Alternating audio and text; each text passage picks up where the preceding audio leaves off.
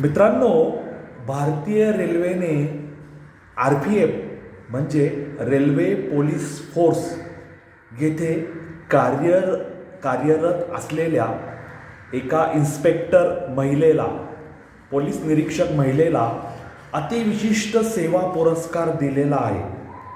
का दिला हा पुरस्कार? तर या महिलेने आत्तापर्यंत 1500 भटकलेल्या मुलांना, म्हणजे आपलं जर रेल्वेचं जे जाळं आहे, विशेषतः उत्तर भारतातलं जाळं, त्या उत्तर भारतातील रेल्वे स्थानकं, चालणाऱ्या रेल्वे गाड्यांमधून भटकलेल्या, पळून आलेल्या, पळवलेल्या अशा 1500 मुलींची सुटका केलेली आहे. 41 वर्षीय ही महिला ही बिलासपूर या भागातील आहे आणि तिने 2010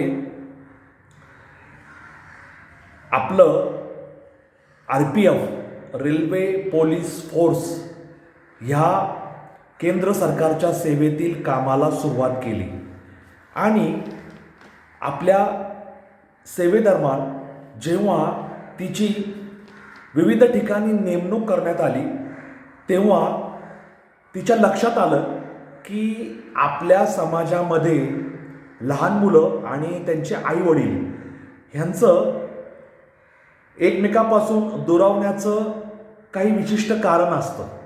उदाहरणार्थ, जेव्हा त्यांची दिल्लीला नेमणूक होती तेव्हा आपल्याला माहिती आहे की उत्तर भारतीय लोकांमध्ये छठ पूजेला किती महत्त्व आहे आणि या छठ पूजेमध्ये जेव्हा तो मेळावा भरतो तेव्हा आई पूजेसाठी जाते. त्या नदीच्या किनारी सूर्याला काही अर्घ्य द्यायचं असतं, 5 फळांचा नैवेद्य दाखवायचा असतो. त्यावेळेस मुलं, त्यांच्यासोबत असणारी लोक, या गर्दीमध्ये मुलांची ताटातूट होते आणि तशा एका ताटातुटीच्या घटनेत या ज्या पोलीस इन्स्पेक्टर आहेत, त्यांचं नाव आहे चंदना सिन्हा, त्यांनी त्या मायलेकांची भेट घडवून आणली होती. आणि ह्यानंतर चंदना सिन्हांचं मुलांकडे बघण्याचा दृष्टिकोन, म्हणजे आपण रेल्वेच्या प्रवासामध्ये अत्यंत सावध, सजग राहायला हवं. कारण प्लॅटफॉर्मवर, त्याच्यानंतर विविध प्लॅटफॉर्मवरील दुकानांच्या आसपास, प्रत्यक्ष रेल्वेच्या डब्यांमध्ये मुलं मुली फूस लावून, पळवून, खोटं बोलून, धाक दपटशा दाखवून, भीती दाखवून, धमक्या देऊन पळवून आणलेली असतात. त्यांना औषध पाजलेलं असतं, ती गुंगीमध्ये असतात किंवा ती अर्धवट बोलतात भीतीपोटी आणि प्रचंड मारहाण झाल्यापोटी ती बोलू शकत नाही.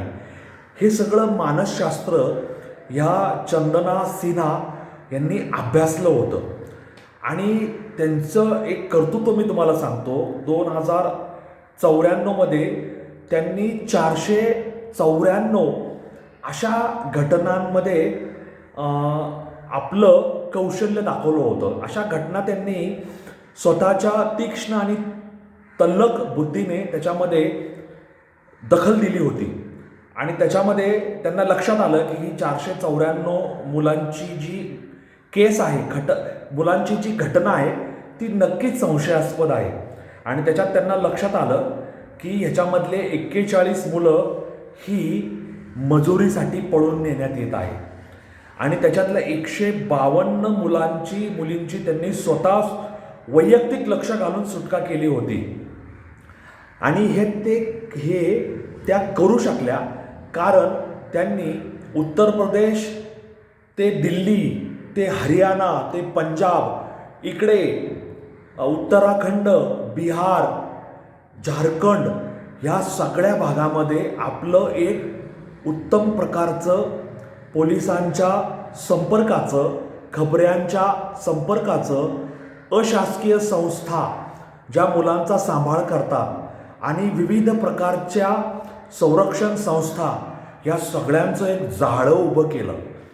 त्यामुळे मुलगा मुलगी रेल्वे प्रवासात दिसली आणि तिच्या सोबत असणाऱ्या लोकांच्या हालचाली संशयास्पद असल्या आणि मुलांचं आणि त्यांच्यासोबत असणाऱ्या लोकांचं बॉन्डिंग जर नातेवाईक म्हणजे आई बाबा मुलगा आई मुलगी वडील मुलगा मामा मामी मुलगा काका काकू असं जे घरातलं वातावरण त्यांच्या नजरेने हेरलं की इथं काहीतरी गडबड आहे, हे मूल खुललेलं नाही, हसत खेळत नाही, बोलत नाही, म्हणजे ह्याचं आणि ह्याच्यासोबत असलेल्या माणसाचं बॉन्डिंग नाही, जैविक नातं नाही, मग हे पळून तर आणलेलं नाही ना, हे ह्याला मार देऊन चोप देऊन तोंड गप्प ठेवण्यासाठी धमकावलेलं नाही ना.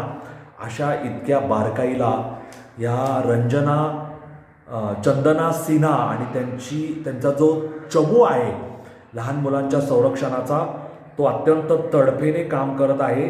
आणि चंदना सिन्हा यांनी अंगावर शरीरावर जो पोशाख पोलिसांचा गणवेश धारण केला आहे त्याच्याबद्दल मला अभिमान आहे, असं त्यांचं अभिमानास्पद प्रतिपादन आहे.